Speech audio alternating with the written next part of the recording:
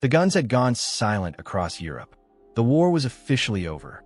Every soldier on every front had been ordered to lay down his arms. But somewhere in the mountains of Czechoslovakia, a column of German soldiers was still fighting, still killing, still dying. Not because they hadn't heard the news, not because they were cut off from communication. They knew the Reich had fallen. They knew Hitler was dead. They knew Germany had signed the unconditional surrender on May 8th, 1945. And they fought anyway. For 3 more days, they held their ground against an overwhelming Soviet force, conducting one of the most desperate and haunting rearguard actions in the entire war. This is the story of those men and why they refused to stop. To understand why soldiers kept fighting after the war ended, you have to understand what they were running from. By the spring of 1945, the Eastern Front had become something out of a nightmare. The Soviet advance westward was not simply a military operation. It was a wave of fury, revenge, and chaos that consumed everything in its path. German soldiers captured by the Red Army in those final weeks rarely survived long. Civilians were massacred, towns were burned, and the men of Army Group Center, still holding large swaths of Czechoslovakia, knew exactly what awaited them if the Soviets got their hands on them. Death, or something worse than death. That knowledge changed the calculation entirely. Army Group Center was commanded in its final days by Field Marshal Ferdinand Schörner, a fanatical Nazi loyalist who had personally ordered the execution of German soldiers caught retreating without orders. He was brutal, feared, and despised by his own men. But even Schörner's iron grip was beginning to dissolve in early May 1945. Word had spread through the ranks like wildfire. The Führer was dead. Berlin had fallen. The Reich was finished. And yet, the front was still moving. The Soviets were still advancing. And hundreds of thousands of German soldiers were desperately trying to push west to reach the Americans before the Red Army reached them. On May 8th, 1945, Germany signed the Instrument of Surrender. The document took effect at 1 minute past midnight on May 9th. That was the official end of the war in Europe. But in Czechoslovakia, a battle was only just beginning. A large German formation, composed of remnants of multiple divisions and attached units, found themselves caught between 2 walls. To the east, Soviet Marshal Ivan Konev's 1st Ukrainian Front was closing in fast with armored columns. To the west was the only escape, the American lines near Plzeň, a thin corridor, narrowing by the hour, and in between, hundreds of thousands of desperate men, horses, vehicles, and civilians all surging towards salvation. The unit that has become the most striking symbol of this last stand was part of the rearguard assigned to hold back the Soviet advance long enough for others to escape. These men were not fanatical SS diehards making a suicidal last gesture for the ideology. Many of them were ordinary Wehrmacht soldiers, exhausted, frostbitten, hollow-eyed men who had been fighting without pause since the snow of the Russian steppes. They held their ground not for Hitler, not for National Socialism. They held it so that the column behind them, the women, the children, the wounded soldiers, the terrified civilians fleeing west, could keep moving. Every hour they bought with their blood was an hour that someone else used to survive. May 9th, the war is officially over, but the fighting is fierce. Soviet T-34 tanks are pushing through the mountain passes, and German anti-tank crews are knocking them out one by one. Artillery is exchanging fire over hills that have no strategic value to anyone anymore. Men are dying in a war that no longer legally exists. The Soviets, ordered to secure all German forces and prevent any escape to the American zone, are pressing hard. The pressure is immense, and the rearguard holds. Here is the twist that history rarely tells you. The Americans knew. General George Patton's Third Army was sitting at the agreed demarcation line, and the commanders were fully aware that German forces were trying to push through to surrender to them rather than the Soviets. Some American units quietly looked the other way. A few officers made informal arrangements, allowing German soldiers to filter through the lines and formally lay down their arms to U.S. forces. It was a direct violation of the agreements made at Yalta, where the Allies had agreed that all forces on their respective fronts would surrender to the corresponding Allied army. The politics of the post-war world were already fracturing, and those fractures were saving lives. But for the rearguard, there was no miracle coming. They couldn't move. They were the plug in the bottle. If they broke, the Soviets would pour through and cut off the entire westward escape. So they stayed. May 9th turned into May 10th. The fighting continued with shocking intensity. Soviet commanders were furious. They had expected total German collapse. Instead, they were taking casualties from soldiers who, according to every document signed in Berlin, were no longer at war with anyone. The surreal horror of it is almost impossible to comprehend. Two sides locked in combat, one trying desperately to honor a surrender that their commanders had already signed, the other refusing to honor it until their people were safe. May 10th became May 11th. The rearguard was shrinking, not from surrender, from death.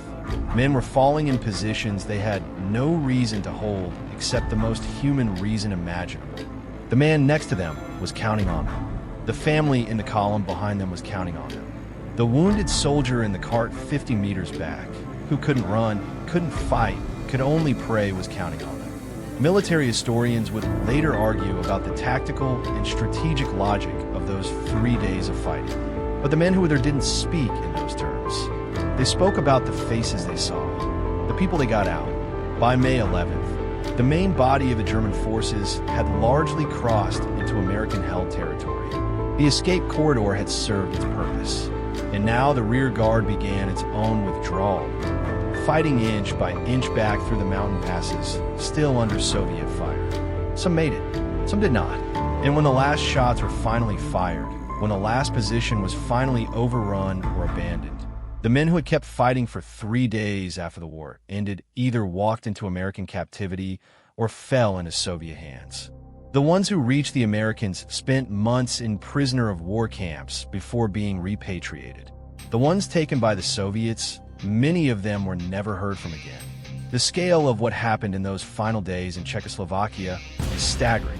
Historians estimate that between 800,000 and 1 million German soldiers and civilians were attempting to move westward in that chaotic final week. The Prague Offensive, as the Soviets called it, was the last major operation of the Second World War in Europe. Marshal Konev's forces took enormous numbers of prisoners, but a significant portion of that massive group, because of the rearguard actions fought in the hills and passes, managed to reach the American lines.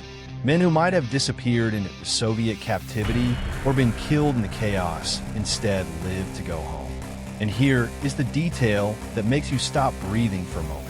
Field Marshal Schörner, the man who had ordered his own soldiers shot for retreating, did not stay with his men. On May 8th, as the army he commanded was fighting for its survival, Schörner changed into civilian clothes. He boarded a small aircraft, and he flew west, abandoning his soldiers to the chaos he had helped create. He was eventually captured by the Americans and later handed over to the Soviets. He spent years in a Soviet prison before being returned to West Germany, where he was convicted of manslaughter for the soldiers he had ordered executed. The men who fought to the last were led by a man who ran to the first. The history books, especially those written in the first decades after the war, largely overlooked what happened in Czechoslovakia in those 3 days after May 8th. The fall of Berlin was the story. Hitler's death was the story.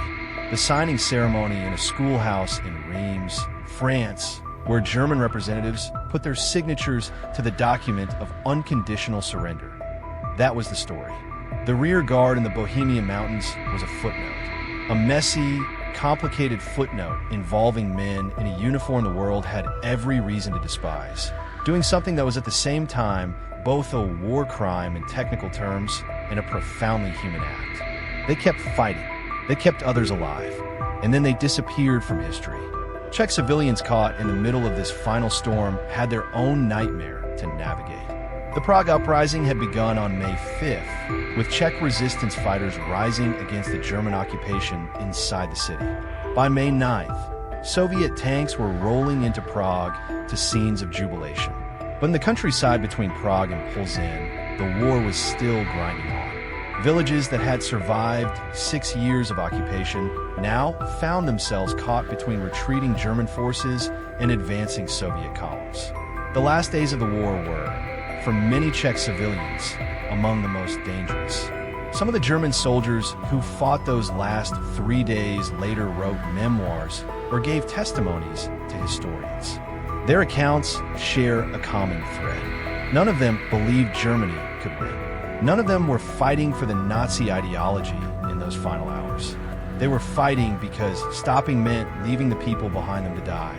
One veteran, recalling the experience decades later, described it simply. He said that he stopped thinking about the war at some point during those 3 days. He started thinking only about the road. Keep the road open. Just keep the road open. There is no monument to those men. There is no memorial in the mountain passes of Bohemia marking where they fell. No ceremony, no flame. The war they fought and ended with crimes so enormous that the world has spent 80 years processing it, and rightly so. The regime those soldiers served was among the most monstrous in human history. None of that is in dispute. And yet, in those final 72 hours, something happened in those mountains that resists easy categorization. Something that sits uncomfortably at the intersection of duty and desperation, of loyalty and love, of a cause already lost and a road that still needed to stay open. History tends to remember wars by their beginnings and their endings, by declarations and surrenders, by the men who gave orders and the moments when the last shot was fired somewhere official enough to be recorded. But wars don't end the way documents suggest. They bleed out. They rag and they splinter and they cost lives days and hours after the ink has dried. And sometimes, in the wreckage of a collapsing world, ordinary men make an extraordinary choice to stand between chaos and the vulnerable, knowing they will get no credit, no glory, and perhaps no grave. The road stayed open. The column moved through. Some of them made a home, and the mountains kept their silence.